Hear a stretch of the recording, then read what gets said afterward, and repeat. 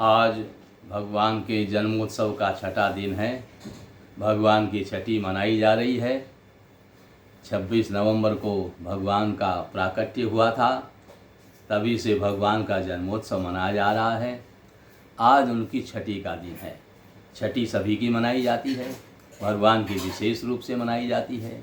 छठी का अर्थ है जो कुछ विदना लिख दिया छठी रात के अंक, राई घटत न दिल तिल बढ़त रहत जीव आशंक। यानी छठे दिन भगवान उसका भाग्य, बच्चे का भाग्य लिखने के लिए आते हैं। छठा दिन आता है तो भगवान बच्चे का भाग्य लिखने के लिए आते हैं कि बच्चे का भाग्य लिखने आज विधाता आएंगे। इसलिए सभी अपने बच्चे के लिए उत्सव मनाते हैं, अपनी बहन बेटियों को बुलाते हैं और ब्राह्मणों आदि को बुला करके बहुत सा दान पुण्य करते हैं, जिससे ब्रह्मा जी प्रसन्न होकर के, विधाता प्रसन्न होकर के मेरे बच्चे का भाग्य अच्छा लिख करके जाएं, अच्छा भाग लिख करके जाएं। इसलिए छठी का उत्सव मनाया जाता है। सभी लोग छठी का उत्सव मनाते हैं, पर बस ये चल रहा है कि ये छठी मनाई जाती है, पर क्यों मनाई जाती है इसका सबको ज्ञान नहीं है, किसी किसी को ज्ञान है। छठे दिन विधाता बच्चे का भाग्य लिखने के लिए आते हैं और जो कुछ विदना लिख दिया छठी रात के अंक, राई घटत न तिल बढ़त रहत जीव आशंक। उस दिन जागरण भी किया जाता है, दिन रात उत्सव मनाया जाता है। आज भगवान भी छठे दिन हो गए हैं, 6 दिन के हो गए हैं, तो उनका छठी का उत्सव मनाया जा रहा है। और छठी का उत्सव मना करके सभी ब्रजवासी पीले पीले वस्त्र धारण करके और दूध दही मिला हुआ, हल्दी मिला हुआ दही लेकर के नंद बाबा के आंगन में आए हैं। एक दूसरे पर दही मिला हल्दी उलेच रहे हैं, दूध दही की कीच मची हुई है। सब बड़े आनंद में होकर के अपना अपना धन लुटा रहे हैं, ब्राह्मणों को दे रहे हैं, याचकों को दे रहे हैं और एक दूसरे को सुंदर सुंदर वस्त्र धारण करा रहे हैं। और नंद बाबा यशोदा मैया को बहुत सी भेंट की वस्तुएं उनको दे रहे हैं, जिससे सभी बड़े आनंद में मग्न हैं। और आज इधर जब कंस ने देखा कि वो कन्या कह कर के गई है कि तेरे मारने वाला ब्रजमंडल में पैदा हो गया है, तो कंस बड़ा दुखी है। कंस को दुखी देख करके उसके जो कर्मचारी हैं उन्होंने कहा, महाराज आप दुखी मत हो, पूतना नाम की एक राक्षसी हमारे पास है जो पैदा हुए बच्चों को मार डालती है, आप उसको बुला लें। वो बच्चों के लिए घातनी है, चांडालिनी है, वो बच्चों को जीवित नहीं छोड़ती है। वो आज ही सारे ब्रजमंडल के जितने भी बालक पैदा हुए हैं सबको मार डालेगी। कंस बड़ा प्रसन्न हुआ, आतताई तो था ही, उसने पूतना को बुलाया। ये पूतना जरासंध की नौकरानी थी और जब कंस का विवाह जरासंध की बेटियों से हुआ तो कंस के साथ में पूतना का पंजे का युद्ध हुआ था और पूतना पंजे के युद्ध में कंस से हार नहीं मान रही थी। तो दहेज में कंस ने पूतना को ही मांग लिया, ये बड़ी बलवान है, यही मुझे दहेज में दे दो। ये तब से कंस के पास में है, बड़ी बलवान है। आज ये कंस की आज्ञा से कंस के दरबार में आई और जब कंस ने बताया कि मेरे मारने वाला ब्रजमंडल में पैदा हो चुका है, आप उस बालक को मार डालिए, ऐसा कोई कौतुक रचिए। पूतना ने कहा, महाराज आप चिंता न करें, मैं 10 दिन तक के पैदा हुए सारे बच्चों को आज ही पूरे ब्रजमंडल में जा कर के मार डालूंगी। आज ब्रजमंडल में 10 दिन तक का कोई बालक जीवित नहीं बचेगा। ऐसा कह करके पूतना ने भयानक रूप बनाया और गोकुल में पहुंच गई। और उसने देखा, पहले तो ब्रजमंडल के और बालकों को मारा और जहाँ जहाँ उत्सव देख रही थी बस वहीं पहुंच गई। आज नंद बाबा के यहाँ उत्सव देख करके इसने सुंदर रूप धारण किया और सुंदर स्त्री का रूप बना करके नंद बाबा यशोदा मैया के आंगन में पहुंच गई। उत्सव के कारण सभी गोप गोपियाँ वहाँ से जा चुकी थी। यशोदा मैया अकेली थी, बड़ी ही सरल स्वभाव की यशोदा मैया है, उसके अंदर छल कपट नहीं है। छल कपट होता तो भगवान उसके यहाँ क्यों आते। भगवान वहीं जाते हैं जहाँ छल कपट नहीं है। जो निर्मल है, जो निश्चल है, वह ही जन मुझको पाता है। चालाक प्रपंची धूर्त छली कब मेरे सम्मुख आता है। चालाक प्रपंची धूर्त छली मेरे सामने आ ही नहीं सकता। तो यशोदा मैया तो बड़ी ही छल कपट रहित है। वो पूतना के छल कपट को समझ नहीं पाई। पूतना ने बड़ी चालाकी से कहा, देवी हे बहन, मैं तेरी बहन हूँ, बहुत दूर के रिश्ते की तेरी बहन हूँ। और आज जब मुझे पता चला कि तेरे यहाँ लाला का जन्म हुआ है तो मुझसे रहा नहीं गया, इसलिए मैं तुम्हारे पास में लाला का दर्शन करने आई हूँ। यशोदा मैया ने कहा, क्यों नहीं, आप लाला का दर्शन करिए, तब तक मैं आपके लिए भोजन बनाऊं। और यशपूतना ने कहा कि मैं बड़ी पवित्रता का भोजन करती हूँ, आपको मुझे भोजन बनाने के लिए यमुना जी में जाना पड़ेगा, वहाँ स्नान करना पड़ेगा, स्नान करके यमुना जल लेकर के आना पड़ेगा, उसी से मेरा भोजन बनेगा, तब मैं भोजन कर सकती हूँ। इसलिए क्यों परेशान होती हो, भोजन रहने दो। यशोदा मैया हालांकि थकी हुई थी उत्सव में, लेकिन ये भगवत भक्त है, ये घर में आए हुए अतिथि का सत्कार करना जानती है। बोली, कोई बात नहीं, मुझे कोई थकावट नहीं है, मैं जैसे आपको अच्छा लगे आपके रुचि के अनुसार ही भोजन बनाऊंगी। और यशोदा मैया यमुना जल लेने के लिए यमुना जी पर चली गई। पूतना तो यही चाहती थी यशोदा यहाँ से कहीं जाए और तब मैं इस बालक को मार डालूं। इन्होंने अपने स्तन में हलाहल विष लगा रखा था, जो एक बार सूंघते ही प्राण ले लेता था। ऐसा हलाहल विष पूतना ने अपने स्तन में लगा रखा था। अब हुआ क्या, ये भगवान के पास में गई, भगवान पालने में लेटे हुए हैं, और जैसे ही पूतना पहुंची तो भगवान ने अपने नेत्र बंद कर लिए। कवियों ने उसकी बड़ी बड़ी रचना करी हैं, बड़ी बड़ी उसके अर्थ बताए हैं। कवि लोग कहते हैं भगवान ने इसलिए अपने नेत्र बंद कर लिए कि ये है तो मेरी माँ बन करके आई है, मुझे स्तनपान कराना चाहती है, लेकिन इसके अंदर छल कपट है, स्तन में हलाहल विष लगाए हुए है। अब मैं इसको कौन सी गति दूं, ये मेरी माँ बन करके आई है, स्तनपान तो माँ ही कराती है ना। तो बोले मेरी माँ बन करके आई है, अब मैं इसको कौन सी गति दूं, आई है छल कपट लेकर के। और तो भगवान ने नेत्र बंद करके ध्यान कर रहे हैं कि मैं इनको कौन सी गति दूं, माँ की गति दूं या बाल घातनी की गति दूं, ऐसा सोच रहे हैं। दूसरे कवि ने कहा, नहीं नहीं, ऐसी बात नहीं है। भगवान विचार कर रहे हैं कि मैं ब्रज मंडल में आया तो था माखन मिश्री खाने के लिए, लेकिन आज छठी के दिन ही मुझे हलाल विष पीने को मिल रहा है। मैं हलाल विष नहीं पीऊँगा, मैं तो माखन मिश्री खाऊंगा। और हलाल विष कौन पीता है, भोलेनाथ पीते हैं। इसलिए नेत्र बंद करके भोलेनाथ का स्मरण कर रहे हैं, हे भोलेनाथ, मैं तो माखन मिश्री खाने आया हूँ, आप कृपा करके इस हलाहल विष का पान कर लीजिए। इस प्रकार से कवियों ने कल्पना की है। दूसरे कवियों ने कहा, बोले नहीं नहीं, ऐसी बात नहीं है।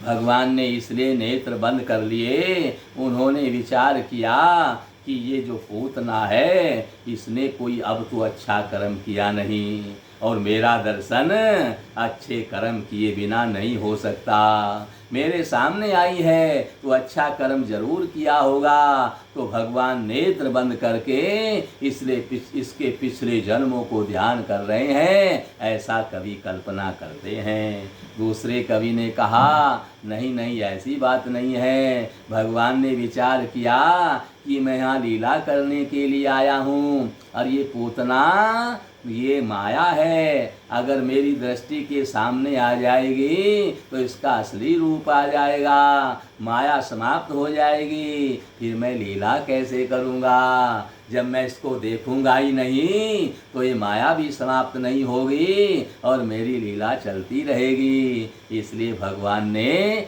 नेत्र बंद कर लिए।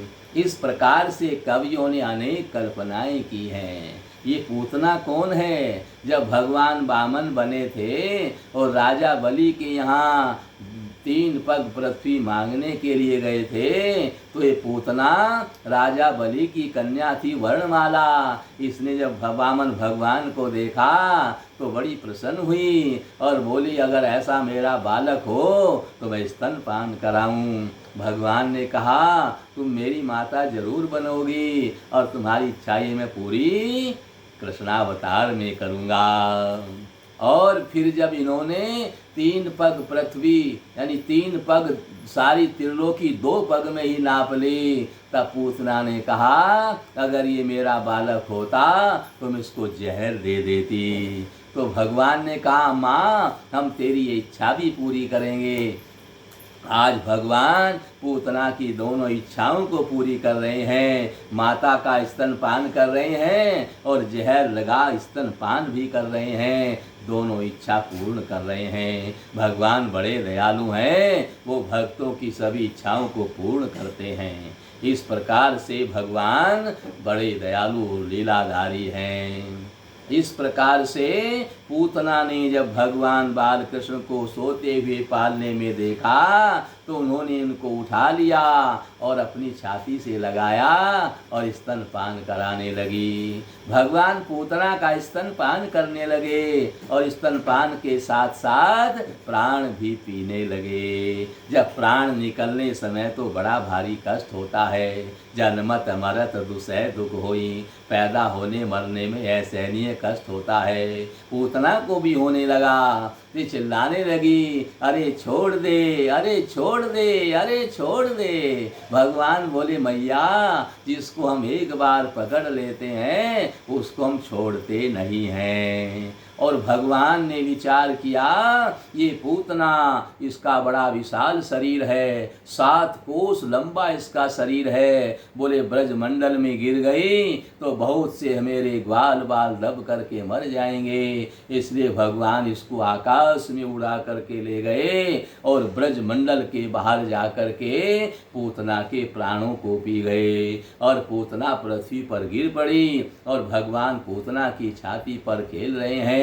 इस 7 कोस तक के जितने भी वृक्ष थे वो सब पूतना के नीचे दब करके टूट फूट गए। और मैया यशोदा यमुना से जल लेकर के आई तो देखा सभी ग्वाल बाल गोपियां चिल्ला रहे हैं, मैया लाला कहाँ गया? वो पूतना नाम की राक्षसी थी, वो कोई तुम्हारी बहन नहीं थी। यशोदा मैया भी हाय हाय करने लगी, अपने लाला को पुकारने लगी।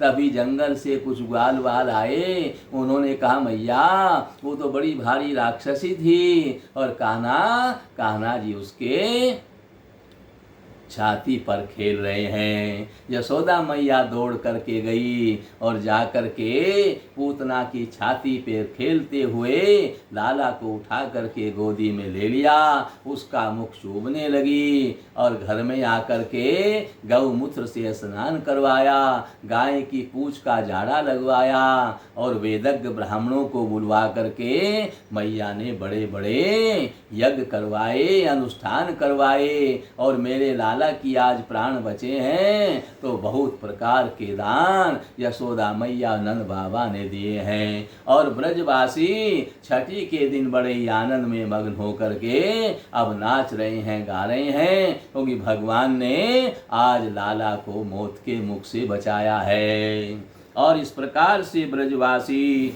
बड़े आनंद में मग्न हो रहे हैं और आनंदित होकर के अनेक प्रकार के सुख ग्रहण कर रहे हैं। आपको हमने श्रवण कराया था कि भगवान जो सच्चा भक्त था वो भगवान बिहारी जी के मंदिर में भगवान की सेवा में रहने लगा और पुजारी गौवा चराने लगा। तो भगवान के जो जगमोहन होता है उसी में बैठ करके भगवान को देखने लगा, उनकी इंतजार करने लगा। पुजारी कहता ये जंगल में चले जाते हैं, अब मैं देखूंगा कैसे जंगल में चले जाएंगे। तो वहीं पर लाठी ले करके बैठ गया। अर्धरात्रि आज हुई तो भगवान को तो रास लीला करने जाना पड़ता है, उनको तो रास मंडल में जाना पड़ता है, ये प्रतिदिन का काम है। भगवान सज धज करके और मंदिर से बाहर आए। जैसे ही मंदिर का दरवाजा खुला, भगवान मंदिर से बाहर जगमोहन में आए।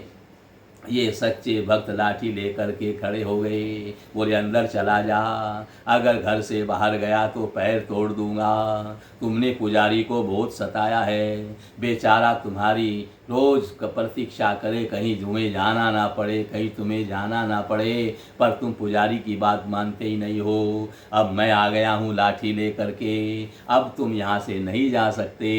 भगवान ने कहा मुझे रास मंडल में जाना है, वहाँ सब मेरा इंतजार कर रहे होंगे, मेरे लिए जाना बहुत जरूरी है, आप मुझे मत रोको। भगवान भक्त के आगे हाथ जोड़ रहे हैं, पर भक्त जाने नहीं दे रहा है। जब भगवान ने बार बार कहा तो भक्त ने कहा तो प्रभु अगर आपको जाना जरूरी है तो मैं आपके साथ चलूँगा, देखूँगा आप वहाँ क्या करते हो। तब भगवान की आज्ञा से ये सच्चे भक्त भी भगवान के साथ रास मंडल में गए।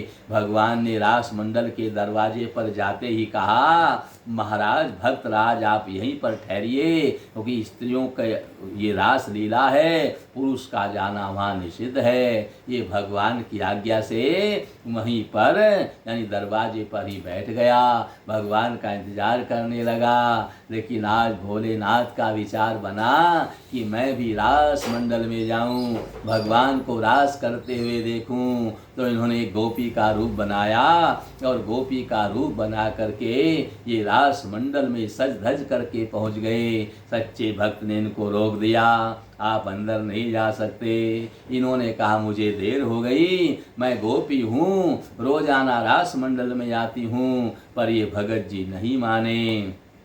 तब भोलेनाथ तो भोलेनाथ ठहरे, भगत जी से कहा अच्छा जाओ भगवान से पूछ करके आओ कि एक लंबी गोपी आई है, उसको आने दूं या ना आने दूं।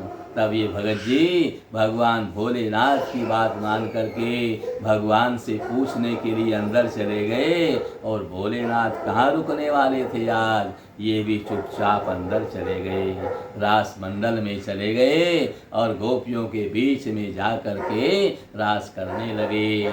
और ये भगत जी जैसे ही अंदर गए, इन्होंने भगवान को रास करते हुए देखा। भगवान नाच रहे हैं और इनको अपनी सुध नहीं है, बेसुध होकर के नाच रहे हैं। इनके गले का हार टूट करके गिर पड़ा, भगत जी ने उठा करके जेब में रख लिया।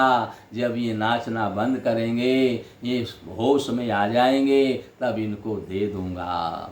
और भगवान रास करते रहे और भगवान की दृष्टि भोलेनाथ पर पड़ी। तो भगवान ने कहा लंबी गोपी कौन है। भोलेनाथ घबरा गए, आज पहली बार ही पोल खुलने वाली है। तब ये भगवान जैसे जैसे ही भोलेनाथ के पास जाते हैं, इन्होंने लहंगा फरिया पहन करके गोपी बने हुए हैं, फरिया को बार बार नीचे खींच रहे हैं। और जैसे ही भगवान पास में पहुँचे, छटपटा करके इन्हें जोर से फरिया खींच दिया तो इनका मुखमंडल सामने आ गया। भगवान बड़े मुस्कुराए, भोलेनाथ ये क्या लीला कर रहे हो। भोलेनाथ बोले प्रभु लीला तो आप कर रहे हैं, मैं तो आपकी लीला देखने आया हूँ, मेरा मन नहीं माना, मुझसे रहा नहीं गया, इसलिए आज मैं गोपी बन करके आ गया हूँ। भोलेनाथ बोले अगर आपका ऐसा विचार है तो मैं आज से आपको गोपेश्वर नाथ बना देता हूँ। और आज भी गोपेश्वर नाथ का मंदिर ब्रजधाम वृंदावन मंडल में बना हुआ है, जिसका लोग भव्य दर्शन करते हैं। ऐसे हमारे कृपालु भगवान कृष्ण हैं। और भगवान कृष्ण अब इस भगत जी के साथ में मंदिर पर आए। ये भगत जी बोला तुम तो बहुत परिश्रम करते हो, थक गए होंगे, इनको कंधे पर बैठा करके लेकर के आया। भगवान मंदिर में चले गए और ये भगत जी जगमोहन में लाठी लेकर के बैठ गए। पुजारी जी ने 4 बजे घंटा बजाया तो ये भगत जी लड़ पड़े। अरे रात 10 बजे तक तो तुमने सोने नहीं दिया, फिर रास मंडल में गए, अभी अभी आए हैं, उनको सोने का कोई समय दोगे कि नहीं? पुजारी बोला रोज इसी समय आता हूँ, रोजाना इसी समय जगाता हूँ। बोले जगाता होगा पर आज मैं नहीं जगाने दूंगा, उनको विश्राम करने दो। तब तक जो सवेरे की पूजा में भगत लोग आते थे वो भी वहाँ करके इकट्ठे हो गए और सब ने कहा भाई तुम्हारे पास सबूत क्या है? भगवान रास मंडल में जाते हैं। तो भगत जी को अब ध्यान आया, उनका जो हार इनकी जेब में था। बोले भगवान ऐसे बेसुध होकर के नाच रहे थे, इनके गले का हार टूट करके गिर पड़ा और वो मैंने उठा करके जेब में रख लिया, इनको देना भूल गया। भगवान अपने भक्त की महिमा को बढ़ाने के लिए गले का हार तोड़ देते हैं, फिर भगत जी को भुला देते हैं, देना भी याद नहीं रहने देते हैं। ऐसे मेरे भगवान कान्हा जी हैं। अब भगत जी ने हार निकाल करके दिखाया। पुजारी ने कहा हार तो बिहारी जी का ही है, पर एक बार मैं ज़रूर एक बार देख लूँ। इन्होंने ताला खोला, चाबी इन्हीं के पास में थी। बोले चाबी तो मेरे पास में है, ये अंदर से हार नहीं ला सकता। लेकिन जब देखा तो बिहारी जी के गले में हार नहीं है। तब इनको विश्वास हुआ और तब से निर्णय हुआ कि दोपहर दिन चढ़े पर बिहारी जी की आरती होगी। इसलिए 8 साढ़े 8 बजे तक बिहारी जी की आरती प्रतिदिन होती है। बाकी सब मंदिरों में 4 बजे 5 बजे आरती हो जाती है। तभी से नियम बना है। तो बिहारी जी बड़े लीलाधारी हैं और कान्हा जी लीला करने ही तो भूतल पर आते हैं। वे लीला करके अपने भक्तों को आनंदित करते हैं, अपने भक्तों को सुख देते हैं, संसार को सुख देते हैं, पृथ्वी का भार उतारते हैं और धर्म की स्थापना करते हैं। जब असुरों की बढ़ती होती है भगवान तब अवतार लेकर के आते हैं। इस प्रकार से भगवान बड़े लीलाधारी हैं। आज इनकी छठी की कथा को आपने श्रवण किया और इनके आपने 8 साढ़े 8 बजे इनकी आरती क्यों होती है इस कथा को भी श्रवण किया। आप बड़े धन्य हैं, बड़े भाग्यवान हैं। इसी प्रकार से भगवान की कथा श्रवण करते रहें और मनुष्य जीवन को सफल बनाते रहें। राधे